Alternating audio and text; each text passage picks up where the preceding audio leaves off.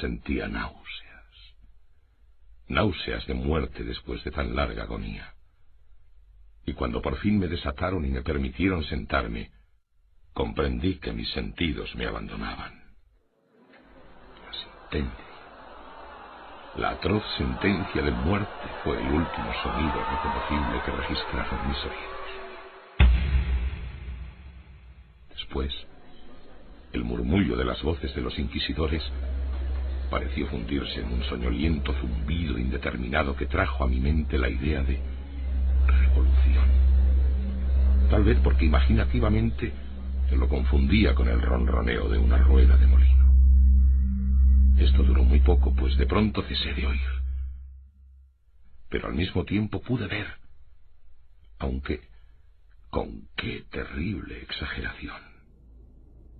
Vi los labios de los jueces togados de negro. Me parecieron blancos, más blancos que la hoja sobre la cual trazo estas palabras, y finos hasta lo grotesco. Finos por la intensidad de su expresión de firmeza, de inmutable resolución, de absoluto desprecio hacia la tortura humana. Vi que los secretos de lo que para mí era el destino brotaban todavía de aquellos labios. Los vi torcerse mientras pronunciaban una frase letal. Los vi formar las sílabas de mi nombre.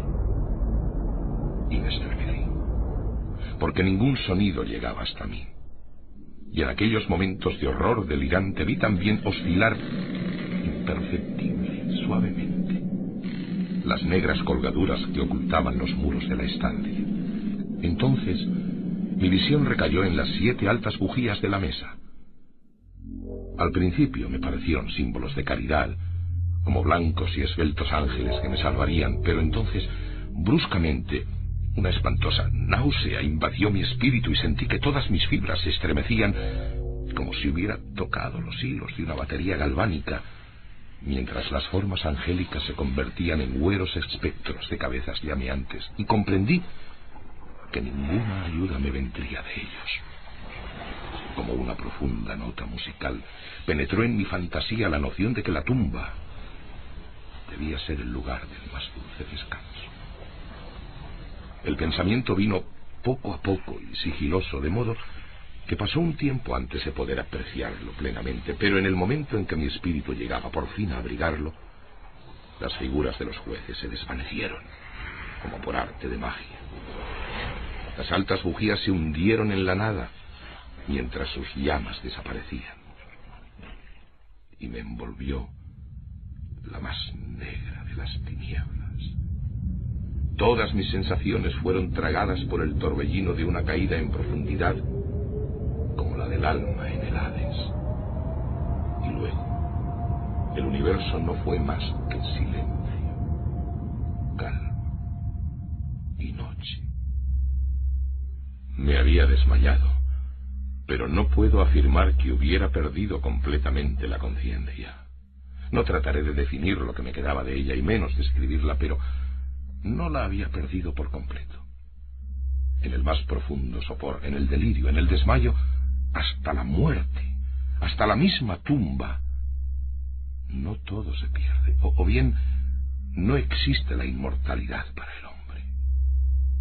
Cuando surgimos del más profundo de los sopores, rompemos la tela sutil de algún sueño, y sin embargo, un poco más tarde, tan frágil puede haber sido aquella tela, no nos acordamos de haber soñado. Cuando volvemos a la vida después de un desmayo, pasamos por 2 momentos. Primero, el del sentimiento de la existencia mental o espiritual. Segundo, el de la existencia física. Es probable que si al llegar al segundo momento pudiéramos recordar las impresiones del primero, éstas contendrían multitud de recuerdos del abismo que se abre más atrás. ¿Y ese abismo qué es? ¿Cómo, por lo menos, distinguir sus sombras de la tumba? Pero si las impresiones de lo que he llamado el primer momento no pueden ser recordadas por un acto de la voluntad, no se presentan inesperadamente después de un largo intervalo, mientras nos maravillamos preguntando. De recuerdo me muestran borrosamente altas siluetas que me alzaron y me llevaron en silencio, descendiendo, siempre descendiendo hasta que un horrible mareo me oprimió a la sola idea de lo interminable de ese descenso. También evocan el vago horror que sentía mi corazón, precisamente a causa de la monstruosa calma que me invadía. Viene luego una sensación de súbita inmovilidad que invade todas las cosas, como si aquellos que me llevaban, atroz cortejo, hubieran superado en su descenso los límites de lo ilimitado y descansaran de la fatiga de su tarea. Después de esto viene a la mente como un desabrimiento y humedad, y luego todo es locura, la locura de un recuerdo que se afana entre cosas prohibidas. Súbitamente, el movimiento y el sonido ganaron otra vez mi espíritu. El tumultuoso movimiento de mi corazón y en mis oídos el sonido de su latir. Sucedió una pausa en la que todo era confuso. Otra vez sonido, movimiento y tacto.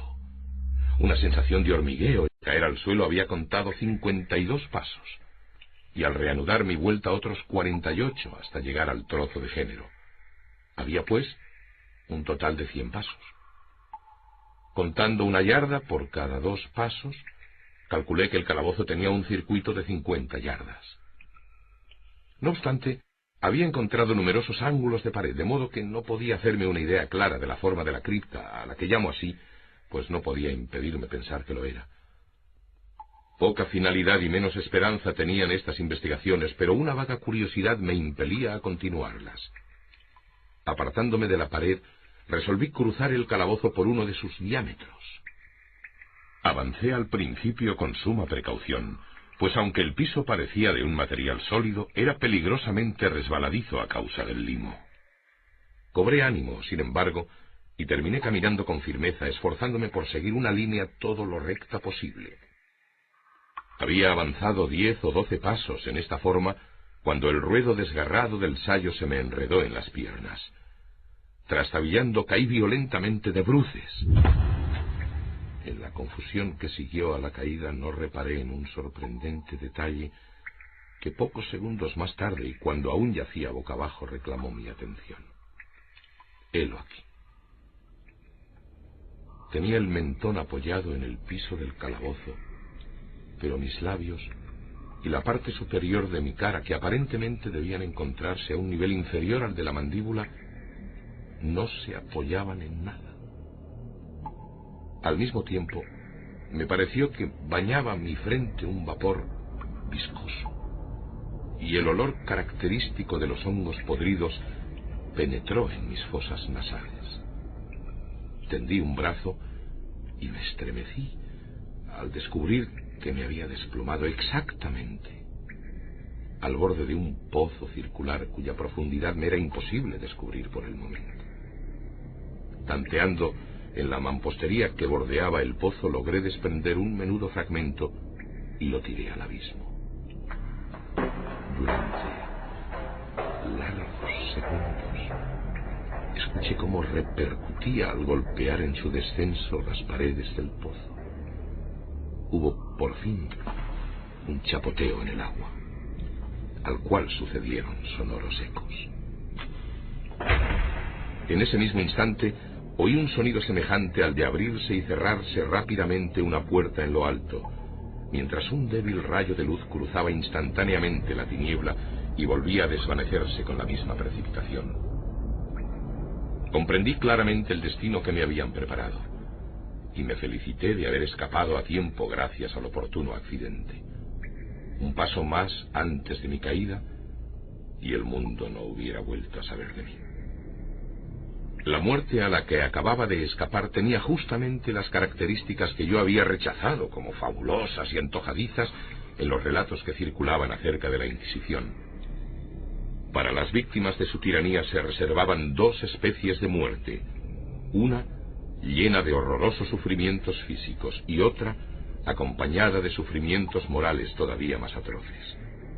Yo estaba destinado a esta última. Mis largos padecimientos